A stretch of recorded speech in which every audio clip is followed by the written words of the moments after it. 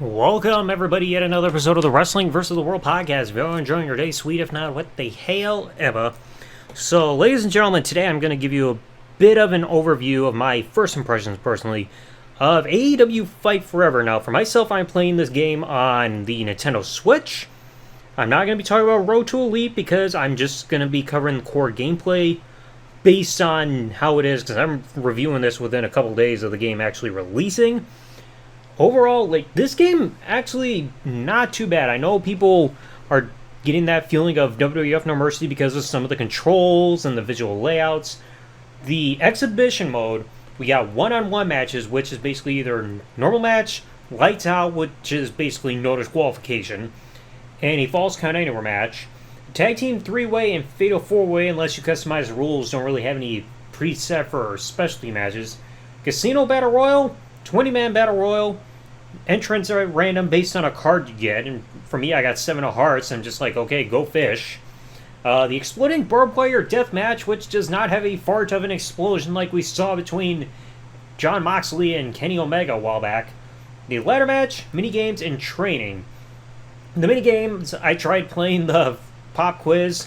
I failed, because of course, not an easy thing to do. Ladder Match, it feels like it's a bit too easy to win. Because, I know we've seen it in at least a couple WWF old-school video games where you could easily retrieve the belt. Kind of had that feeling here, too. But the Barbed Wire Death Match, I liked. I even fooled around with a few one-on-one matches, including, between Wardlow and Britt Baker. And Britt Baker ended up going through thumbtacks multiple times. And one big perk I will give this game that I'm so glad they're doing that you didn't see in WWE games: proper interactions with weapons. Yes, moves that you see in the game can look gnarly, like if you powerbomb somebody into a ladder in a WWE game, it's like, oh, that must have hurt. But here you actually interact with the weapons when you're doing moves on them. And with the thumbtacks, I think this is the first time we've seen thumbtacks in a wrestling video game since maybe Legends of WrestleMania. I may be missing one or two since then, but that's the earliest back that most recent back one I can think of off the top of my head. The core gameplay, it takes some getting used to. I mean, yeah, they do the whole thing where you can use your analog stick for regular signature and then use the right thumbstick for completing your full finisher as soon as you get enough momentum built up, which, again, you got to get used to the controls in order to lead up to that point. It's not exactly like WWF No Mercy because you're not dealing with the N64 controller, thank fuck. But, I mean, it's fine. Like I said, it takes some getting used to, and some controls can get a little finicky. For example, when I'm going through the Nintendo Switch controllers, when I'm looking at the controller, it's saying A is to run, even though it said A button when I'm setting my moves. They're saying for grapple, which did not make sense. It's A is for running, B for grapple on this controller, and yet they're saying the A button for the grapple move, so I don't know what's going on. The XB for kick, so low strikes. High strike is for Y, so it makes me feel like it's a Tekken game. R, you can pull up your opponent when he's down. Reverse strikes. So, the L and R for grapple reverse and R for a strike reverse feels a bit like WWE SmackDown Here Comes the Pain, where you have to hit a certain reversal for certain things, otherwise it's just standard shit. Grapple the opponent, push ZR, you Irish whip them. ZL, you can actually go in and out of the ring. You can steal finishers and all that, which is quite nice to see. The weapons, it's pretty wacky. Some of the stuff I've seen there, I'm just like, what the hell? I mean, you got fire extinguishers, you got tires, you've got baseball bats, golf clubs, tables, which I'll get into in just a moment. You have ladders, pizza boxes. It's a weird myriad of items.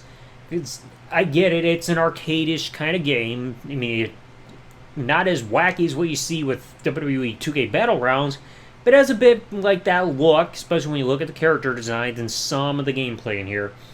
The character customization, this I'm a little picky on because when it came to options, at least within the character designs, it started to remind me of how WWE 2K15 was when it first released, because there weren't a whole lot of options when it came to facial hair and stuff like that, so not the biggest fan of. And the moves are really limited, in certain positions and everything, with certain grapples and stuff in the corner, so maybe hopefully with future DLC we can get some more stuff unlocked. I mean, unless there's certain stuff that has to be unlocked within Road to Elite, which again I have not touched yet. Like I said, I'm just covering core gameplay. But I mean, it could use some touching up to do. And I was able to recreate my character kind of properly. It looks a bit like Jay White, which is a little off. But I mean, it passed. I even brought up a match, an exploding barbed wire death match between myself and Dustin Rose, because we all know that rivalry. And it was pretty explosive, if I have to say so myself. You also have challenge. Well, Road to Elite, maybe I'll get to one day. It's basically like their season/career mode. The challenges, you got stuff that happens every day and every week, as well as normal ones where you can earn in-game currency based on doing certain criteria. So, winning matches as certain superstars/wrestlers. If you create wrestlers, you win an online match. I'm trying to scroll through this with pushing the wrong buttons. You have to win a certain amount of matches with certain characters, do a certain number of like strong strikes and grapples and stuff like that. So there are different interchangeable things to where you can unlock that stuff. It kind of feels like what you see with WWE 2K games with My Faction, where if you do certain moves every day or week or like certain criteria, you'll unlock in-game currency. So nice way they do that too. And then you get to the shop. It's where it feels a little bit off because like apparel, you got like poses, which I'm not a fan of because it's like, oh, I can stand here. But then you get like some attire, like for some reason you got a bear in there. Oh my god. You got like crowns, you got weird masks and other apparel in there, so it's whatever. Arenas, it's more just a list of like items you can have in there, like rectangles and guard railings and a horse. Why would I put a horse in an arena for? You even have a used hospital bed. It's like, okay, that I don't want that anywhere near the ring. No, thank you. It looks diseased, probably filled with AIDS. You got podiums, you got globes, so it's nice you got extra additions, but it's like when I see arena, I'm thinking you can unlock more different arenas that they've done, like do an outdoor one. You know, similar to like the WCW Spring Break type of setting that I think AEW did at one point, if memory serves me right. I mean, I'm not an AEW aficionado, so my apologies on that. You got moves, but instead of full moves really being unlocked, it's just a lot of like the taunts and all that stuff, like photo ops and fire ups and posings, everything. So it's just like everything they tried to go in alphabetical order, but it's just like I don't care to unlock taunts. It's boring. You got a bunch of entrances like for standard like movements and everything. You got Titantrons added in there. Some extra stuff you can do on with the staging, like with bubbles and all that. Music you can unlock too, which is kind of nice to have in there. Or you can also do it within creator entrance. You got knights, you got druids for some reason, the military. Why do you even have a medical advisor in there? I'm just seeing that as I'm scrolling through. But you can also add in like extra effects like lasers and lightning and all that stuff. So it's like, okay, I guess it's fun. I mean, you even got one where people can pellet you with garbage. Welcome to ECW. And then you get some other unlockables, which is a little weird. I mean, you got Cody Rhodes, which I know he was within the company while the game was in development, but to see him still in here despite being in WWE now is pretty shocking. You got referee Aubrey Edwards, you got the attires for the Young Bucks, and including the attire for DMD herself, Britt Baker. But I mean, so far the first day, I'm kind of liking it. I mean, it really goes to show if I'm stopping playing Pokemon on Nintendo Switch to play something else. Especially when I keep skipping out on playing Tears of the Kingdom for Legend of Zelda. But I mean, I'm hoping there's going to be more to come. Like, my biggest gripe that I kept seeing, because I kept doing a lot of no disqualification / lightdown matches, they gotta fix the stuff with the tables. Like, I lost count of how many times I would set up tables and it would just easily collapse by the blow of the wind. Or, like, the guys wouldn't even go through the table. Sometimes they would try to put the opponent on the table and it would glitch through the ring. So, the tables could use some work. I mean, at least it's not like the tables that you see in Japan. But, I mean, the tables physics could use some work. But, I mean, it's an early game. The game's only been out for a week, so we'll get patches to fix this. I mean, we all have to...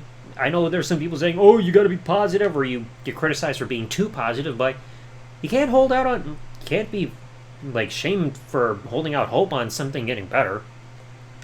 So, I mean, it's a fun game, but, yeah, it could use some improvements, especially, like I said, with customization for characters. And hopefully they'll fix that table stuff, because Last time I dealt with terrible table stuff, it was either 2K20 or 2K22, where for WWE, where I would RKO somebody through the roof of the cell, and then they would crash through it, and then just phase through the table without it breaking. So I'm getting PTSD there. But I mean, fun game. I mean, I heard people saying the Switch port was awful, but I mean, it's not bad. I mean, it's far better than WWE 2K18, so at least I'm sure a lot of AEW fans will be boasting about that. Yay, we got the better game, the WWE, on the same console, woohoo, and all that. So anyway, if I had to give this game a grade, so far in terms of first impressions, I'd probably give it a C. Like I say, there's still a ways to go. I mean, I know the game took forever in development, and you can't rush the game. Because if you rush a game for development and everything, just try to get it out as soon as possible because people are impatient, you're going to have problems. But I mean, I haven't seen anything game-breaking. I mean, so far the game hasn't crashed. So I mean, yay, thank fuck. I mean, the Pokemon team could learn a thing or two about that, about developing a game that ain't going to suddenly crash out of nowhere. But anyway, let me know your thought in the comment section below. For anybody who's played this game so far, what have been your first impressions overall for AEW Fight Forever? Maybe I'll release some of the gameplay that I've played as separate videos to show how the gameplay has been. Although I want to probably miss out on the first time I played with Britt Baker versus Wardlow. You'll understand why. So, let me know your thought in the comment section below of AEW Fight Forever if you guys have played it. If you enjoyed today's episode, please remember, leave a like, subscribe with the bell turned on if you're listening to this on YouTube, or follow if you're listening to this podcast on any other service that this podcast is available on. And I'll catch you all in the next episode. Thanks for listening, everybody. Like, comment, subscribe. Peace out, and good day, everybody.